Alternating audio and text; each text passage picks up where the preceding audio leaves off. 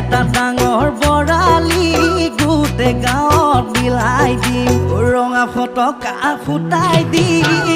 ঐ গোটেই গাঁৱত কাগজ কাগজ কৰি দিম বোলো গোটেই গাঁৱত কাগজ কাগজ কৰি দিম যিদিনাখন ভনী ঐ তোকে বিয়া কৰাই নিম তোকে বিয়া কৰাই নিম